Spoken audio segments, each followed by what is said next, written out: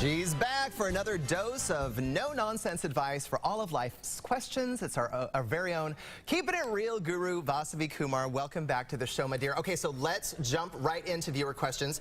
The first one, it comes from Rena P, and she asks, what I want to know is, what are some steps you can take in order to prevent falling back into old habits or patterns? Rena, this is an excellent question, and I hear it all the time from people who are committed to moving forward in their life, okay? But the one thing you don't want to do is, number one, if you got shame, no gain. So the last thing that you want to do is to beat yourself up if you're going to fall back into patterns.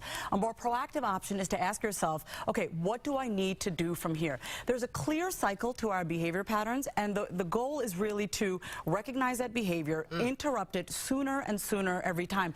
And soon you're going to realize that that behavior is just not working for you. So you got to keep it real with yourself, have compassion for yourself, and I promise that you're going to get back on track. Number two is to own it, right? Like, just take responsibility. Own it. Own it. Like, take responsibility for what you've created. So a more powerful approach is to really sit back and say, okay, wow, I've created this. What do I need to do from here? And I want you to consider, just on a subconscious level, that it's self-sabotage. Because as human beings, every time we start to play a bigger game, we got to beat ourselves down just a little bit because it's comfortable. And so if you want to learn more about sabotage and why we do it, how to get out of it, The Big Leap by Gay Hendricks is awesome. Number three is to choose it. Listen, at the end of the day, you get to choose the kind of life that you want. And the greatest gift that you can give yourself is to choose to take the action that's going to lead you to the life that you want. So this is all about getting the support and the structure that you need to get back on track. So having like iPhone reminders, Post-its, getting a coach, an accountability buddy, this is all about you getting the support that you need to get yourself back on track. Choose it. I love it. All right, our next question is from Jennifer K. She says, what's your advice on balancing life with your career or your business? I struggled to keep all the things in my life handled while I pursue growth in my career. Uh-oh. OMG. OMG. Jennifer, I am so happy to be answering this question right here, right now on Kansas City Live. I am going to shatter the myth. There is no such thing as balance. Number one, let's shatter the myth. Work-life balance does not exist. Balance is not an either-or. It's not a destination, okay? Life is fluid. So one week, your life might be peachy keen, and the next week, you might feel like your entire life has been turned upside down.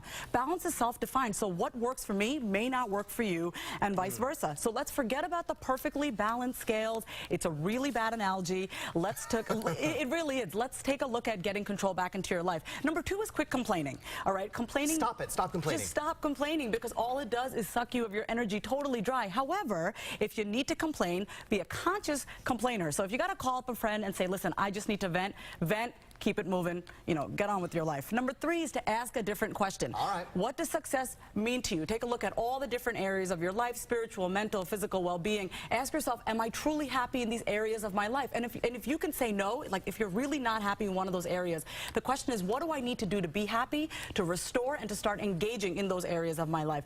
The last thing is to focus on internal happiness. Listen, the ultimate goal of balance is to be happy, right? The reason why we want balance is to be happy, so focus on being happy. When you that's a good one. Focus on being happy, because through that happiness is when we achieve success. And at the end of every night, just write down 5 things that truly made you happy.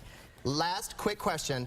A final question from Christina B. I am curious how to differentiate the 2 fires in my belly, my passion and my guilt. How do I recognize and extinguish the guilt fire so I can be more selfish when it comes to my well-being? Christina, guilt is a bottomless pit. And I had a therapist back in the day that said to me, guilt is the gift that keeps giving. It really is. And the gift is the lesson. And the lesson is to honor and respect yourself. And when you don't honor and respect yourself, the guilt is going to keep showing up in your life. So last week we talked about being healthily selfish. I want to take it a step further. Let's talk about being self-full. If your self is not full, how are you going to reach those goals if you're running on empty? It's your responsibility and duty to take care of yourself. So number one, recognize the guilt. The first step to any sort of transformation is awareness. So recognize when that guilt shows up. For me, it's heart-dropping, chatter, I feel really icky and slimy. So you just got to be willing to recognize it first. Number two is to feel it, right? Do you ever notice that every time we feel something uncomfortable and we feel guilty, we end up doing the thing that we don't want to do because we don't want to feel guilty. Amen. It's a never-ending cycle of guilt and just total soul-sucking energy. Number three is to learn from it. Your feelings, your emotions have something to teach you. So if you get get quiet through meditation, walking in the park. Just listen to what your feelings and emotions are saying to you.